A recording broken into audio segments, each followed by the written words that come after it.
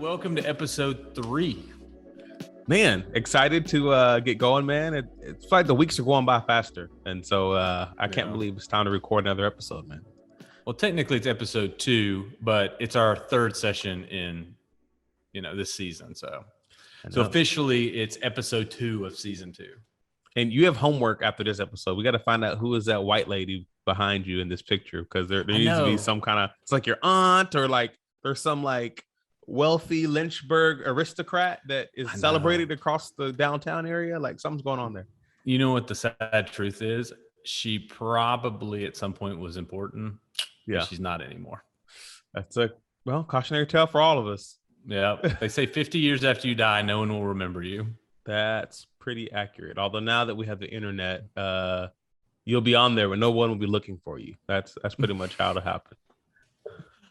All right, so let's get into it today. Last week, we were pretty open and honest about the fact that, hey, we both have retired. What was the word you used? Retirement. Yeah. We are in pre-retirement. Yeah. So this episode, let's jump in a little bit to leaving well. And let's get into some of the specifics about how you exited your role at Bacardi. And then also, I want to talk a little bit about maybe some learnings that you've had over the last 20 years, specifically in marketing, right? I think when you say 20, it sounds like I should be like really retired. Well, it's crazy to think that we've known each other longer than we haven't almost. Yeah, that's crazy. That's mind-blowing. But I think there's probably some learnings in there that, the old highs and lows game that we can quickly unpack. Yeah. And then I also want to know what you're reading right now. So, it's a smorgasbord. I have a library card now. So every week I get new treats that are free. I don't have to pay for books anymore. There's this thing called a library where you go get free books. I didn't know they existed for adults until very recently. So are they like real books or is it digital? Oh, I do real books, man. But you can also do digital. There actually is a digital library. Libby, it's an app. So we'll talk about that for sure. Yeah, I use Hoopla. Oh yeah, that's cool. Yeah, but did you know that if you get a library card, or someone that has a library card in a different city, your materials are different, so you can get access to different books that maybe your library doesn't have. Oh, that's really cool. I didn't know.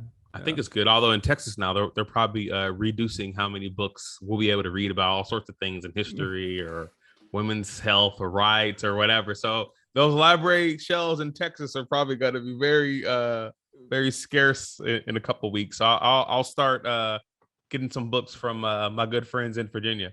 Yeah, I don't know that I understand the perspective of the politicians in Texas at all. No comment. It's hot today, man. Oh man, how's that feed?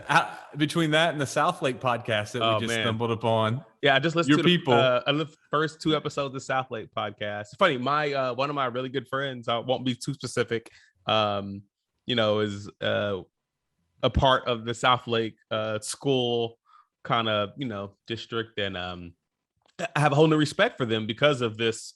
I'm like, wow, this is what you deal with, the kids are acting like this. Just think about the parents. And so, it's a lot. I think a lot of that hit home.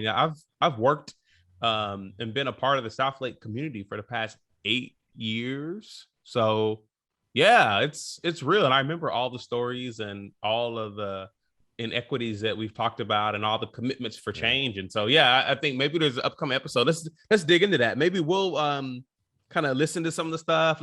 And I'd love to have a discussion on okay, what do you do? Because, during the pandemic, everyone made pledges to do better, be better, and to fight against what we all thought was a view of, racism in our country. And I think quite the opposite has happened. In many ways, we've taken steps back in every area, from church to work to even our communities, our school boards. Especially this area where I'm in, it's hot, man.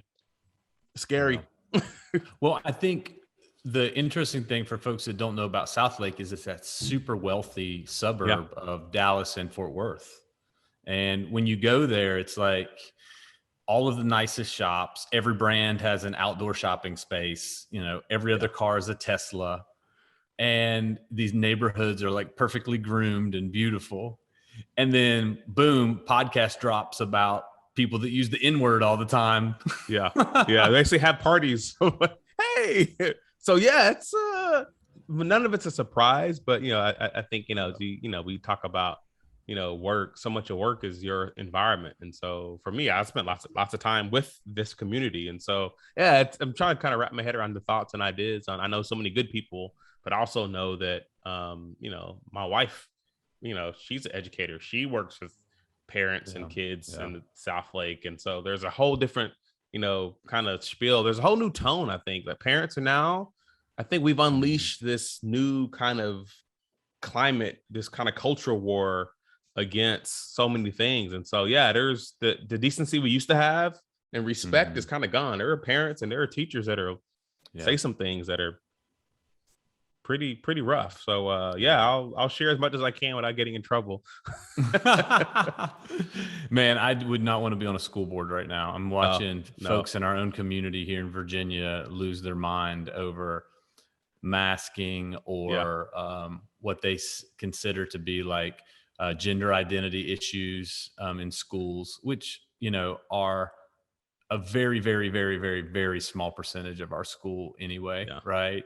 And I always am amazed, like when these people come unhinged and when you find out who the crazies really are, because you may be going to church with them, right? Or you may be in business with them, and it's wild. And I have found myself thinking, if we were this concerned about keeping guns out of school, if we were as concerned about keeping guns out of school as we are about keeping masks out of school, we'd never have another shooting in a school ever again.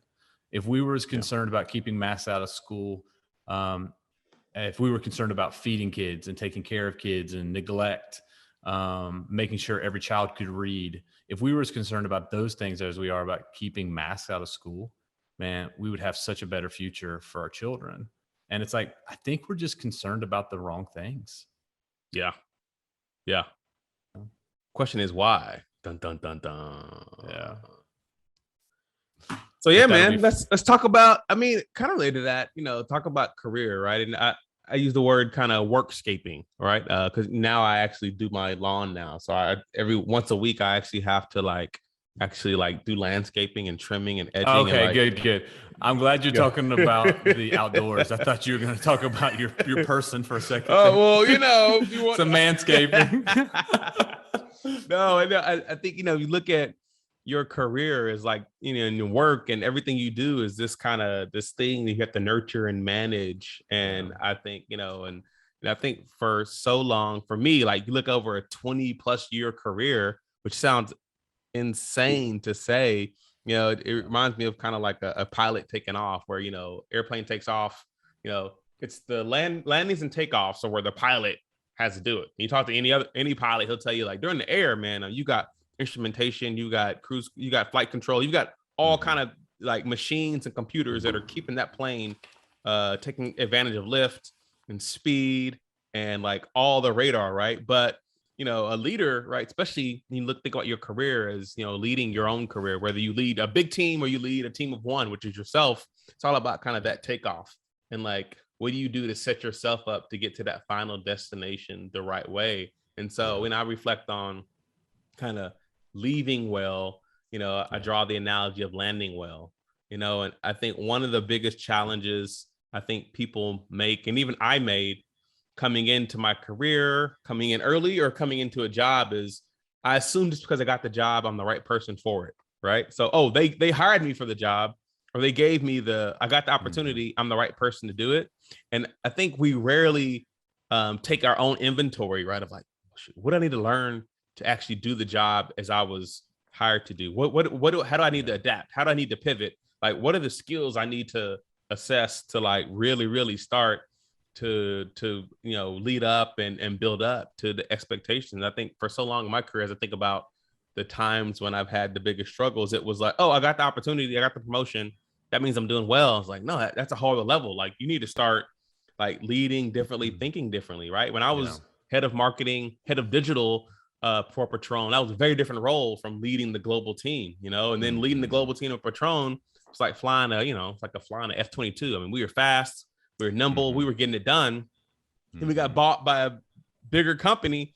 Now now the job is, hey, fly a Airbus A380, right? And it's like those are two very different jobs. And so for me, I think part of my exit approach was realizing that I am no longer the right person to fly this plane because I'm a fighter jet pilot. I'm good. Patrón, I was the guy to do the job, even though I think when the board talked about me, and they were very candid about when I took the role. They were like, "You're probably ready enough, right? So you could probably use a couple more years baking in the leadership development oven, but you know what? You're ready enough to lead this team." But for me, as the role grew in scope, a couple of years later, right before my exit, I knew I'm not the right person to do this job. Not only was it my own desires and ambitions, part of it was, how we had to do the job, right? And so some of the big company bureaucracy just wasn't my thing. And so I think, part of leading and leaving well or landing well, to really beat this airplane analogy, I'm glad we moved away from the manscaping analogy. We moved far away from that, right?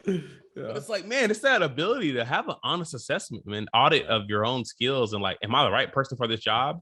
Take your ego out of it and be able to really honestly assess it, man. Well, I think I would say that you were the right person for the job in the beginning, right? Oh yeah. When you're flying that F-22, right? Yeah. But like you said, when you became one of many, right, there became more of you, and then there became a much bigger entity that you had to report into. Like, you're right. I don't think that necessarily fits with your personality, right? No. It's not that you go rogue, but there's things that you like to do that don't always get approval from or buy-in from everybody above you, Yeah. And they've worked for you. You've been great at that. So I would agree with you. I think it was pretty clear once the organization got really big, it was like, eh. And the other thing is when the organization gets really big, man, let's be frank. You spend a lot of wasted time doing stuff that never sees the light of day just because you have to do it so that somebody else feels good. You're right. Oh, you don't remind me. I heard somebody say the fight of the future won't be like big companies versus small companies. It'll be fast versus slow.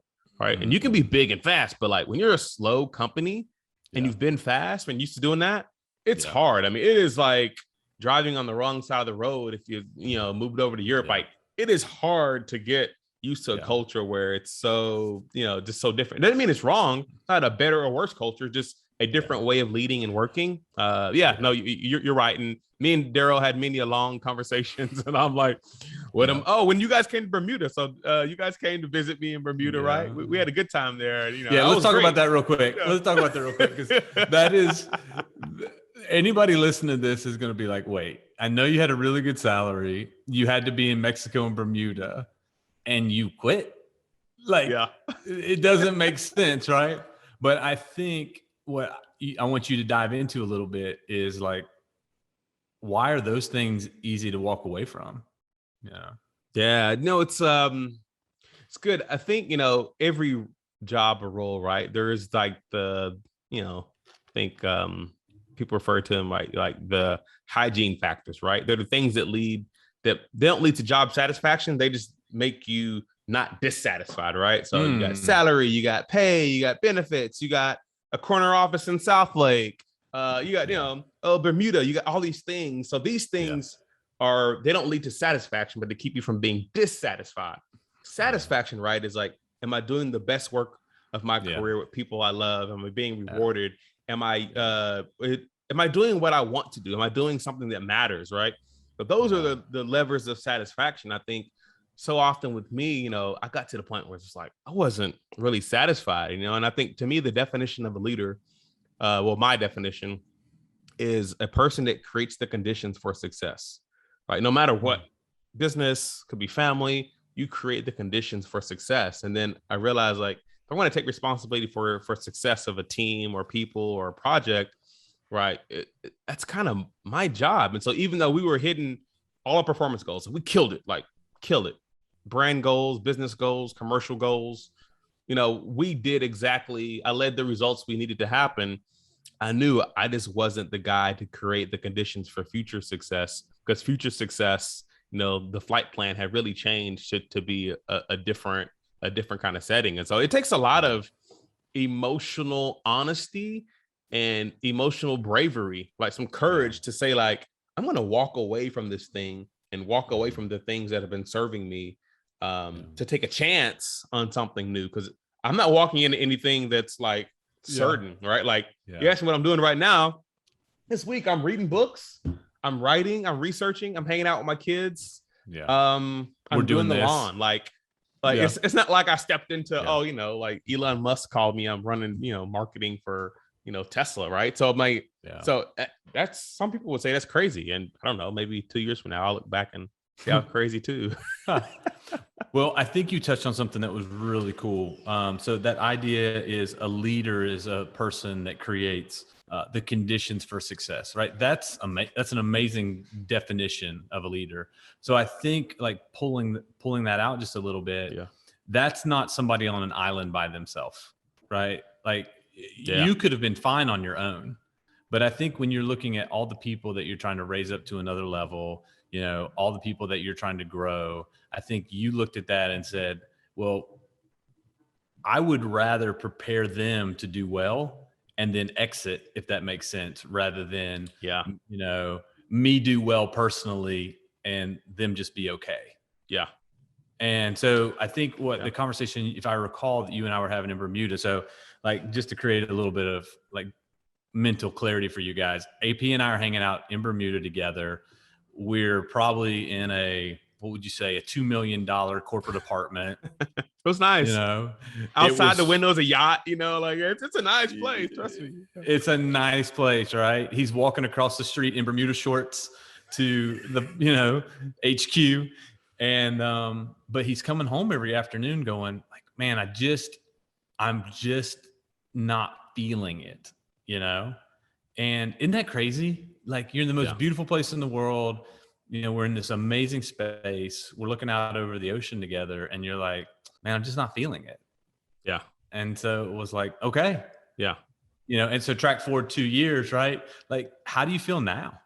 Yeah. I feel, part of, I think, career or work planning is just timing, right? And I know I made the right decision, but there's these phases that you go through, especially at leadership or executive level, right? When you're trying to do something different. So whether you're leading a church, leading a nonprofit, a school, or just your own little project that you're doing, right? And when you come against like turbulence, you come against something that's wrong, your first instinct is, okay, well, something's wrong. The person's wrong, the project's wrong. Somebody else is wrong, right? And then as you go through, you cycle through. So in Bermuda, I'm cycling through like, man, everybody's like, these things are different. They're wrong. So you're trying to challenge and change, and like you're championing for the right thing, right? You're fighting for the right way to do business or build a brand or team. And then you go through this little lull where you're like, oh no, maybe I'm wrong. And then you start self-doubting, right? So I went through this long phase of like, I'm doubting myself. Even though we're kicking butt on performance, I'm doubting myself. Maybe I didn't do that the right way. I didn't do the project. Like, you're doubting yourself because you're not able to use your gifts in a way where you're getting affirmation. And then I think you ultimately reach kind of the finale, right, of this kind of like really psychological journey where you realize, you know what, like, it's not that the place is wrong or I'm wrong. It's just not a fit. Like, we're just not compatible. So like, it doesn't mean that I'm not a good marketer or leader. It doesn't mean this company is not a great place to work. For someone else, it's a great place to work. So I think what cleared it for me was, when I would see other people who like loved being in meetings all day. Like, there were people like, oh, you like this? Oh, I love it. They love the meetings, and they love like doing all these workflow charts, and like they loved all the presentation to the board. Like, there are people that love this stuff. I'm like, oh, it's like, it's not that I'm wrong. It's just not a fit, right? And so I think, as a leader, right, creating conditions for success, that means getting someone else the opportunity. Let me slide. Yeah. So someone else needs to actually do that, who finds value in that, who can thrive in that environment. Because I want the team to be successful, even if I can't do it. But I'd say that's good. There are so many people that don't do that. I mean, we've all worked for miserable managers, miserable leaders. They are like every day they probably put a shot of whiskey in their coffee just to make it through the day. And can you imagine that? Like, how many people are miserable because their manager isn't a fit for them? Like, I never wanted to be that person, man. Yeah. Well, would you have left earlier? Now knowing what you know, would you have left earlier? Yeah, absolutely. I should have. I would have left maybe a year or two earlier, but pandemic hit. Yeah. For me, it was all about the team. I couldn't walk away from the people. I mean, I'd hired several people. I'd hired new leaders. I'd hired new teams, new agencies. Right. So you literally, at that point, I felt like I had, this is a multi-billion-dollar brand like on my back, and so there were so many things that, like, I had to be there to connect the dots. Like I hadn't necessarily prepared a place where they would thrive without me, right? But you go on and you start hiring the right people. I remember I had this moment, and I'm curious to hear yours as well. The moment I realized the team was going to be okay, but even better without me. I was on a meeting, and it was like I'd hired a new vice president of marketing for North America, and she was on a call with our Mexico team. They were talking, and I didn't have to say anything. Like, I remember just being there, like, they got it. Like, this is like, they're not gonna do it how I would do it. We don't agree on everything. Like, it doesn't matter, but they got it. Like, this is gonna be okay. Like, walk away. Like, like it will. And so that's when I gave myself permission to start planning an exit. Because until you have that psychological pivot, for you, it's not gonna happen. I'm curious for you, at what point did you say, like, the team's got it? Like, they'll thrive without me. I mean, that's a hard decision and thing to really acknowledge. Well, I think if we're using your definition, specifically inside of an organization, right, for a leader, that a person that creates conditions for success, right? That is where I was at as well. And my team was thriving and they were doing great work. And they were really only coming to me for a handful of things at the end of the day. And one of them was helping to make ways for them when they would hit roadblocks, right? They would run into a roadblock with a person, they would run into a roadblock on an idea, and I would just help them work through it. And a lot of that became me just asking them questions back. It wasn't necessarily doing it for them. It was just me asking them questions about, what would you do? Giving them permission to kind of do it themselves. And so once they started answering those questions correctly and working it out for themselves, it was pretty clear. But I was a lot like you, where I knew that when Joe got diagnosed with cancer, like, I needed to be there more. And I was really ready to go. And then the pandemic hit and I couldn't leave. I just knew that, like, our business was so tied to things like trade shows that there had to be somebody there to help them figure out a new way. And we did. There had to be somebody there to make sure that these new products that we were getting ready to launch got, launched. I just felt that responsibility.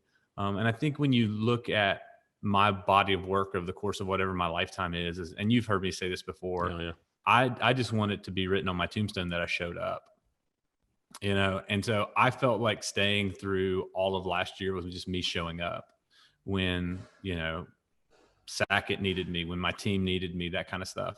And then once you could feel that season coming to a close, it was about leaving well. To your point, it was about landing the plane well. But I think you are exactly right. And when you think about these conditions, that you've created a space where all the people that are working, on your team, they can do the job, they can thrive. And sometimes you just need to get out of the way. I think you're right. Yeah. Okay. So let me ask you this. Looking back at the last 8 years, right? As you led Patrón, it feels like it was just this, like, sharp rise, right? Like, you got on board, the brand was growing, you guys were doing, like, really crazy cool stuff. It felt like almost like old school Patrón that was showing up in hip hop songs. And it felt like that through your 8 years there. Like, I was texting you at least once a week about, like, oh my gosh, there's another Patrón reference. Like, if you and I ever start a liquor brand, let's just make sure it rhymes with things, But I think back to our art installation in New York that we were at together, where you guys did the VR with all of the packaging and like the photography, and then like the art of Patrón, and like it was like these awesome events that you were doing. And then you started doing the collaborations on the bottles and all that kind of stuff, and then the updates of the hacienda, and it just felt like it was going like this. And then you get bought by Bacardi, right? And it felt like, wow, what an awesome ride.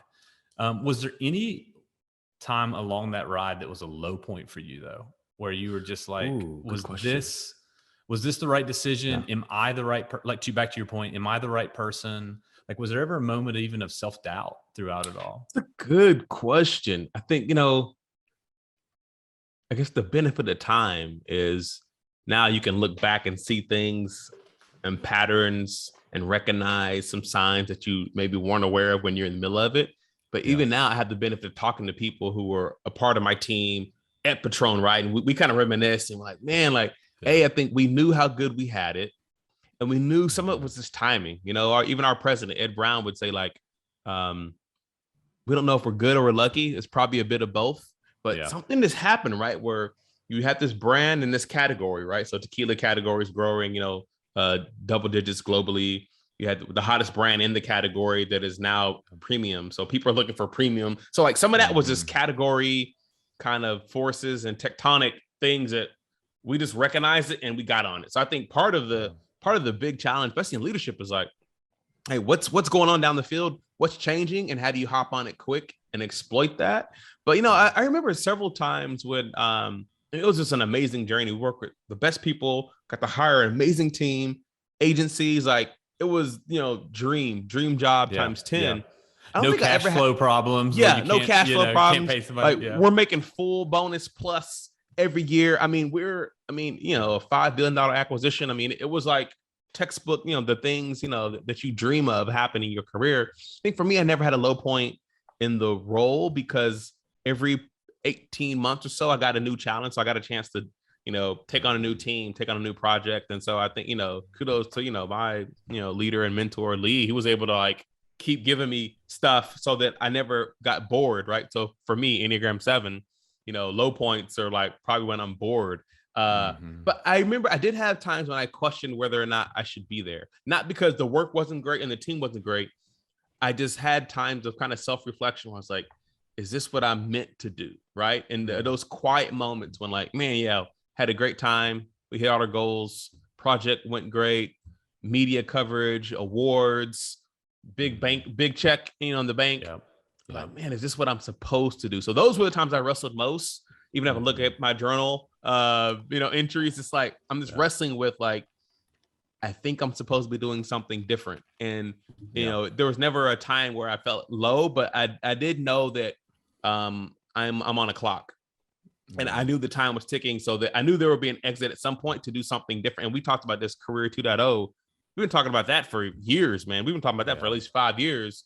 Now we're here, and I don't know what Career 2.0 exactly is, but I always knew. So it wasn't necessarily a low point, but it was a point of realizing that as much as this feeds me and we're having success, I know there's more or something different. And I didn't exactly know what to do with those feelings at that time.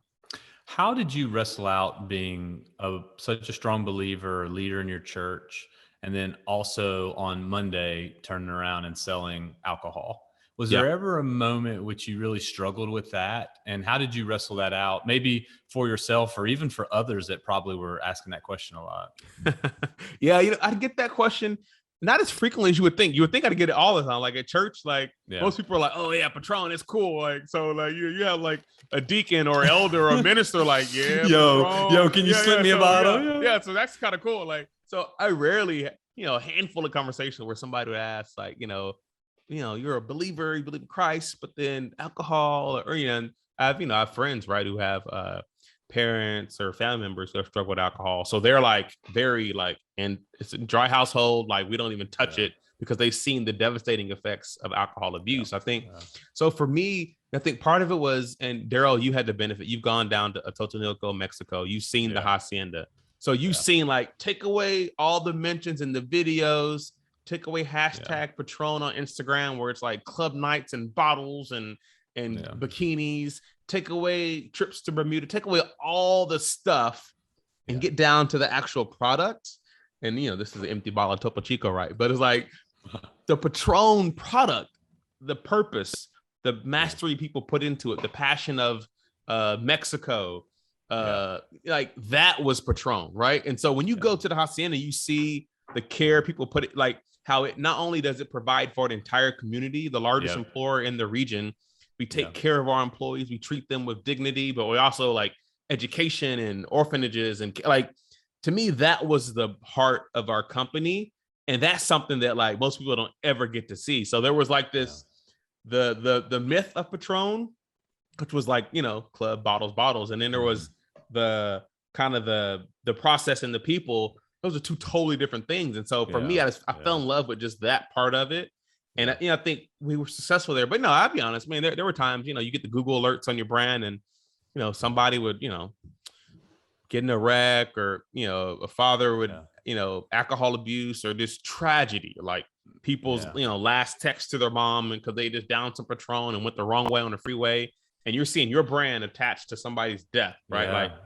That is, you have moments, right, where you recognize anything can be abused. And so I think for me, I never struggled mindly with working there, because I knew that God had a purpose for me being there. And now on the other side of it, now that I've left, I can clearly see the purpose that I was there. So I never thought I was there for my own kind of, intents or my own kind of vanity. But, I think, I realized that, God, we need believers. We need people, everywhere, in every area, in every industry, even now. So more than ever, I need strong believers in school boards. I need strong believers, in industry. I need them everywhere. And so, I never wrestled big time with it, but I did struggle sometimes with, right. But I thought, my goal would be, make sure I'm responsibly marketing Patrón, all the media I buy, the things I do, like I'm making sure that I'm doing it in a way that honors responsible drinking, even if there are times when it gets misused. Yeah, it's funny. I would always tell friends, like when we would go out, like, hey, I'm drinking for charity. And they'd be like, what do you mean? And I'm like, well, I know by asking specifically for, Patrón. Well, in Texas, it'd be Patrón and ranch water, right? That like, or Patrón and Topo for ranch water, that, at least a portion of your paycheck was going back to stuff that really mattered. I'm drinking from my friend. Is he alive? Oh, yeah. He works for Patrón. Oh, okay. Yeah, exactly. No, man. So real quick, we've talked about how you went through this wild ride, and at times you felt like, am I supposed to be here? And then finally you said, hey, I'm supposed to go. But throughout all of that, the last 8 years, there has to be a moment where you really unlocked something new in marketing, right? That maybe up until that point you hadn't been challenged to do yet. Maybe it's just leadership. But what was that thing that you unlocked over the last 8 years during that ride where you were like, this is something worth like writing a book about. It's worth like repeating. I can become a consultant off of this idea. Like, what is it over the last 8 years? Yeah, it's a good question. It's a hard one to answer, because like so much of the magic of Patrón was, really was the people. And that sounds like such a executive cliche, but it really was the team, right? It was like, I got to work with smart people. Sometimes I got to hire them. Sometimes I just got to work with them and partner with them. We did some stuff together with Moore & Giles, right? So got a chance just to work with amazing people. And so oftentimes, right, like awards or recognition, even when I left, right, you get this individual recognition, but like those results are like truly team moments. But I think about probably around 2016. So 2016 was when Patrón kind of made a pivot. So not only did we become the most talked about brand globally, right? So we had surpassed like Hennessy or Ciroc and Diddy, like, think about like in the spirits industry, there's a ton of celebrities, a ton of brands, right? And Patrón has always been there, but we never really flexed our muscles. And so 2016 was probably the first time that you saw Patrón take on a whole new, we started with the augmented reality, virtual reality. So we're using technology, new cutting edge technology to market, a handcrafted product.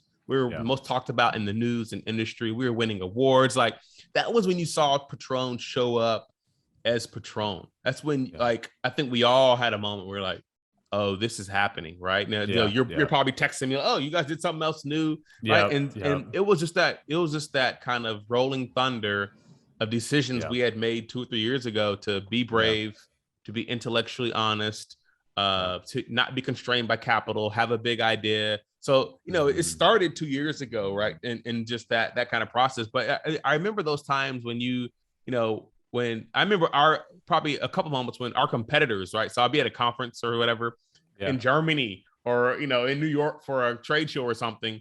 And our competitors would come up to me and be like, I got to say, like, they would give us props. Like, I got to say, like, you guys are doing an amazing job. Or, hey, that was a great, or man, I'm kind of getting tired of seeing you guys in the news, but like props to you. Like when you're a direct competitor, right? Another tequila walks across the floor at a meeting and it's like, props, right? That's when I was like, oh, that's it. Got him. Right? Like, I got him. Yeah, that's cool. And I remember so humbled by that because I was never a spirits guy. Most people in the spirits are spirits people. They've been there for 20 years. Yeah. I came in, I don't know, I'd done every other job. And so for me, I think that curiosity was a part of the secret ingredient was just, I questioned everything. And so there were things where they said, you can't do that. Why not? Because we just don't do that. Let's try.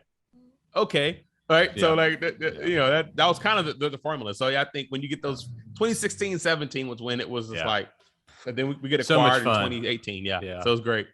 Yeah. Well, I will say this, and I think this is at the core of it. Anytime that you have fresh ideas and an open checkbook. Oh, yeah. Yeah. Right? Yeah. You and I have both been in places where we both had fresh ideas and no checkbook. And no money, which is when you're shooting at the mall on a weekend. Yeah. But when you have fresh ideas and a real checkbook that's open, right? Yeah. And the people, and to your point, like the people are like, okay, don't get hurt out there. Right. Like, y'all be careful playing, don't get hurt. You can really make some things happen. Yeah. I also think too, like when you look in that category specifically of premium spirits, right? I heard this the other day. I thought it was really good. My buddy said, I don't bend over to buy liquor. I'm not. Yeah. I was like, bro, that is good. Funny. He's like, because funny. I don't consume it that hard, right? Like I buy it for special occasions. I buy it for an evening with my wife. I buy it for a buddy's coming over to have a drink. Like I don't buy it to pound it, right? He's like, so I don't bend over to buy liquor. And that's good. I was like, man, that's good, right? That's good, yeah. But when I think about Patrón, I definitely think about having to reach up, right? Reach up. And a lot of that was already set for you by the price.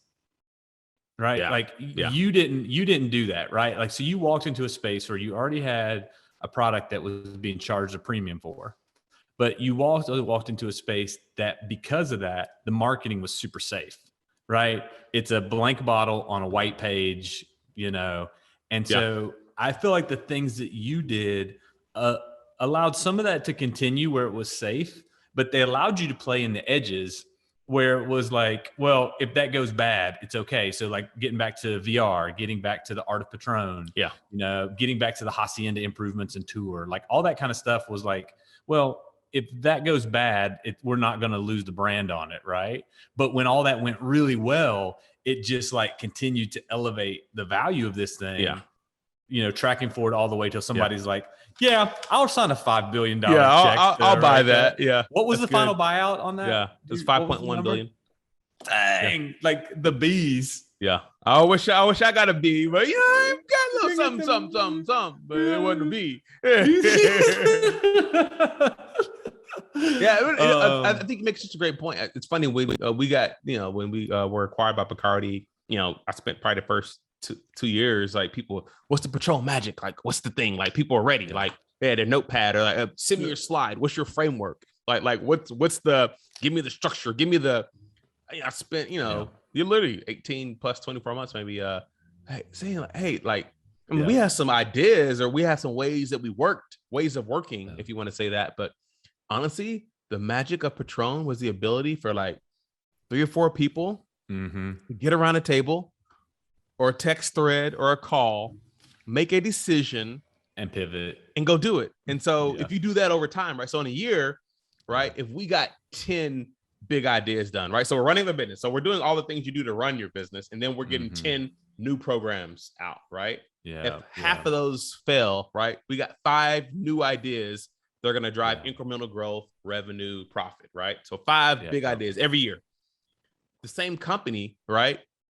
Or our competitors say you slower, more approvals, it's molasses management. You do 4 things that year and 2 of them work half. So you got 2 things, right? So every year, right? So over like an 8-year career, our toolkit just becomes like crazy. We're like, we can do anything. And so that was the benefit was we weren't smarter. We actually, our budget actually wasn't the biggest. It was a good budget. Let's just be honest. Your personal travel budget was bigger than my entire marketing budget at More Giles. Well, but hey, you had to live the brand. But your point is valid, right? It's like we had the ability to move our rudder faster. Yeah. Right. And it's crazy to think about Patrón being like quick twitch muscles, right? As opposed to somebody from Diageo, it takes all these approvals to go through and all that kind of stuff. And I think some of the best examples of that were in the collaborations that you guys did, like with kind of honestly niche people in spaces, right? What were a couple of those and how'd they work out?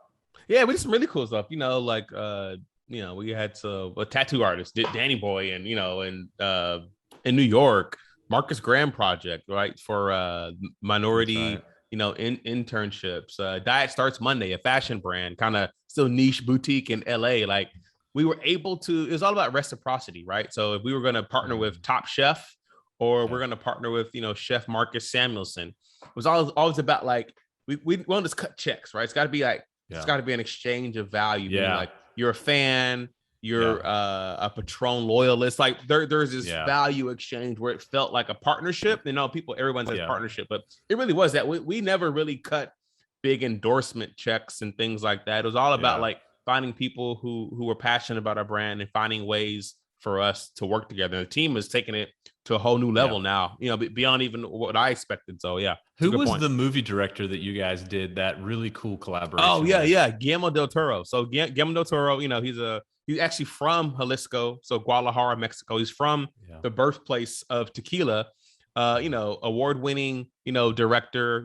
The Shape of Water, all kind of amazing. I think shows, and I think he's not a partnership guy. He didn't work with people, right? He worked with us, and we designed a custom bottle and packaging, and it was an amazing partnership. But it was all reciprocity. It was like, oh, I'm from here. I love tequila. You visit our hacienda, meet our master distiller, and we have a conversation. It's like it sounds so old school now in the day of like, direct to consumer e-commerce, like partnership today. Paying an influencer. Clicks, conversions. This was like, let's have a meeting. Yeah. It took us maybe 2 years just to figure out what to do. Like, so that was 24 months of like, we could do something. And then, right. So it sounds old school. It sounds slow. But things like that can happen, to your point, when you're doing all the right things and the basics, you can do some of those big swings. And if you're not doing the right things and the basics, you don't have time, bandwidth, or approval to do any of the cool stuff. Yeah. Well, we're 45 minutes into this podcast, and I would tell you that the key takeaway in all this, like the secret sauce that you and I have had in our careers, is that we find good people to work with, and that's how we move forward, right? Like, I think my favorite thing when I would talk to somebody about doing a collaboration at More Giles, I'd just be like, hey, we just like working with people that we enjoy spending time with. And if you get this product and you're like, hey, it's nice, but it's not for me, like, that's okay. I would rather you get the product and absolutely love it and the story behind it and the quality of it. And then we can figure out something to do together. And I feel like that you guys worked the same at Patrón. And if somebody was, we had multiple times where there were athletes or celebrities kind of that we were looking to like put a bag on or to have become a partner and all that kind of stuff. And it was just forced. It was weird.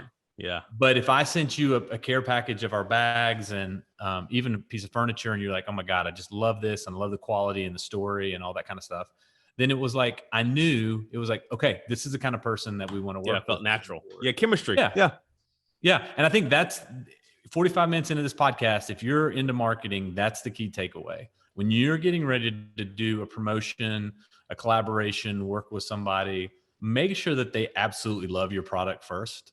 Don't try to force it, right? Like, don't try to make it work by spending. Make it work by relationship. And I think if that's the start to all of your collaborations or your cross marketing stuff, man, it's going to be a much easier campaign for you. It's going to be much easier long term. You're going to have better relationships. I think you're going to have better outcomes from something that you or someone that you just really enjoy working with. Yeah, it's good. Authenticity. I know it's overused, but it's really underappreciated. Yeah.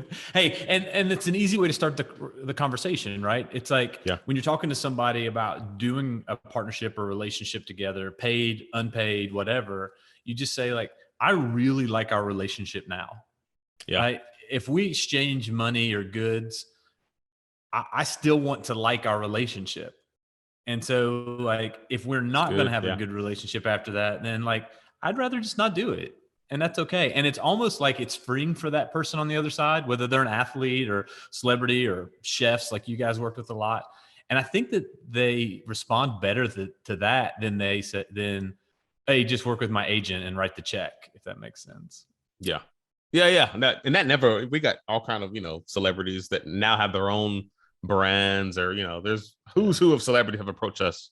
We're like, nah, doesn't make sense. Or it was a business opportunity for us. It wasn't about the commercial or cutting the check. It was about, hey, making a difference, doing something that mattered, to something different and unique that we can look back on like 10 years from now and be like, oh, that was really cool versus, hey, I made more money. We're going to make money too. But yeah, it was about, making something meaningful. All right. So some quick basic marketing blocking and tackling. You had tons of influencers reach out to you at Patrón. How did you handle those situations, right? Because that's so hot right now. If I'm an influencer, hey, I've got 100,000 followers. I love to travel. I would like you guys to sponsor me. How did you handle those conversations? Yeah, it's funny. It's a really hot topic. I'd say I was probably in the minority, being that the only benefit is because I was, running the brand.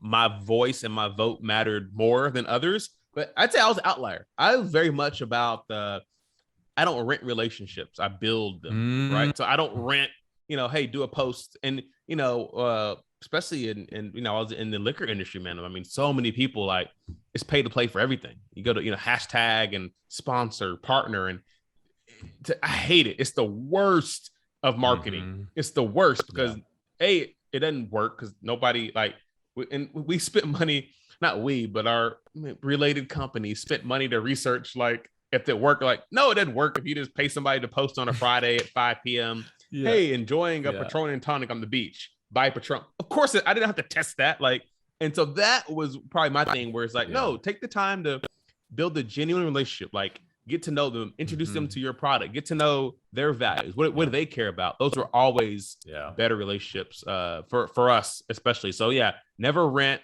build it, be patient. But also, I would say I'm biased because, I was working for one of the most popular brands in our category. It was a little bit easier, right? Yeah. So if I was starting a brand today, like Adrian's sparkling water, fizzy water. Yeah, I mean, I don't know. I might be trading some product, so I renting some relationships. Exactly. Yeah. I think you're right.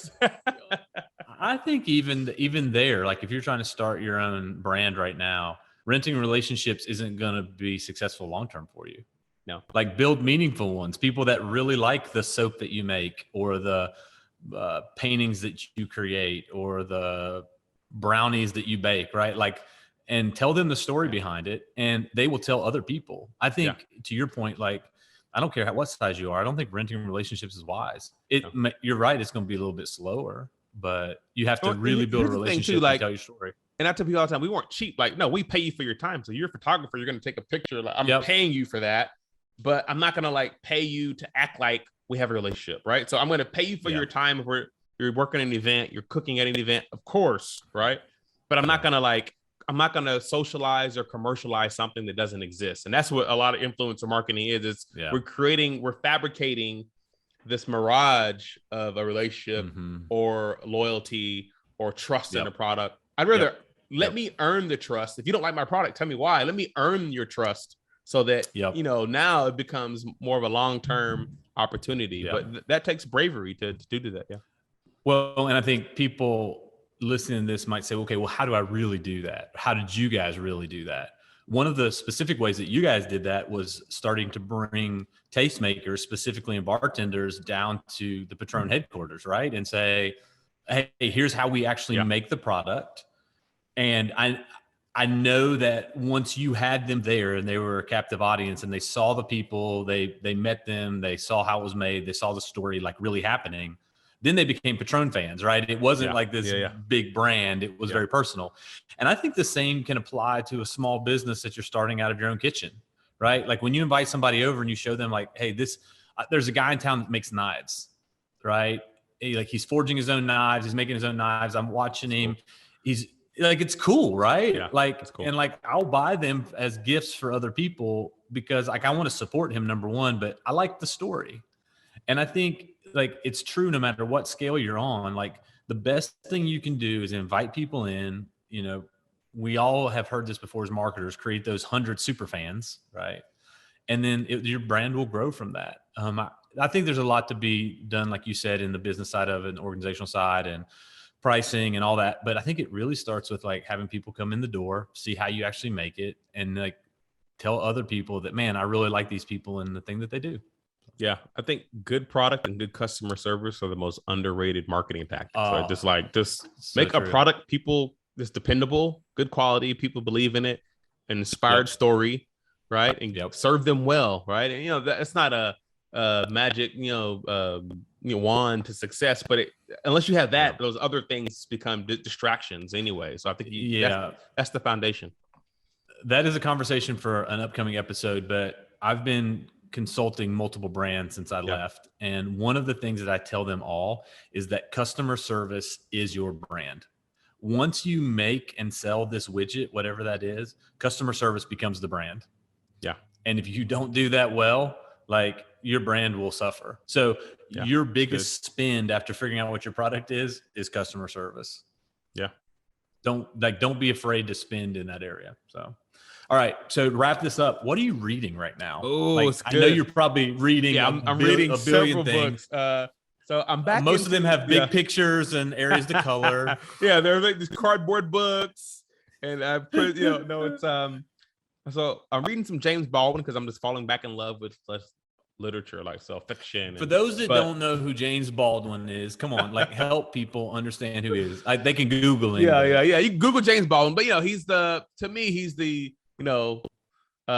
poet laureate of Black America, right? So he's was probably one of the most recognized African American, I think, authors of our time. He's passed away in the 80s, but just an amazing writer who not only his ability to paint pictures and use rhetoric, but like he was very he could be polarizing, right? He talked about sexuality, he talked about racism, he talked about faith, like in all of these works of fiction. So I'm falling back in love with reading was really good writing because I'm trying to become a better writer myself. And then I think for you guys, if you're in business or you're looking at organizational growth, I'm reading Think Again by Adam Grant. This is a library book, by the way. I think it was due Monday, so I need to actually take it back. But Adam, can you afford to pay those late fees? Don't tell anybody. It's just a great book. It questions everything, right? So I'm actually writing an article series now about it's called The Virus Between Us, and so I'm taking stories and data about how the virus, like pandemic, has split us, like not just of the medical or health scars. There's like divides from the pandemic, mask and vaccination. And so this has been a great book it's psychology, but it's also leadership in terms of like questioning your biases, how to bring people together. And if you're really trying to change something and change someone's mind, it starts with changing your own mind. So it's a great book. I can't recommend it enough. It's a good one. Well, I think you make the point of social distancing is actually a real thing. right? Like it's actually happened throughout this whole thing, right? We're getting farther and farther apart in ways. The challenge is like, how do we get closer together? Okay. So speaking of psychology, I am reading a really old one, but good one. It's Influence by Dr. Robert Cialdini. This book has had like 3 revisions, the last being in 2007. So it's a little bit antiquated when it comes to like some of the current social stuff, but it's not really about that. It's really more about psychology. And it has been one of those books that you're like, man, I got to handle this knowledge carefully, because it feels like as you read this, it feels like you're lifting up people's skulls and seeing like what's inside their brains. And then like, it's like, do I use this information for good or for evil? Yeah. Do I get what I want or do I serve? Yeah. So it's Influence, The Psychology of Persuasion by Dr. Robert Cialdini. Yeah, it's been good. That's awesome. I'll have to check it out. Cool, man. Well, we're at almost an hour. This has been one of the most casual and probably honest episodes we've had so far. It's good. Yeah. Looking forward to conversations. And if you're listening now, drop us a note.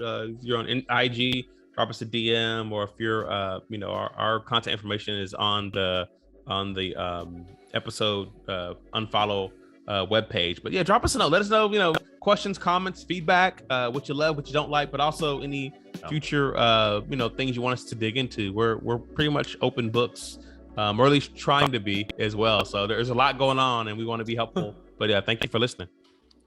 Yeah, man. I love you. I'll talk to you next week. All right, man. Have a good one. Bye.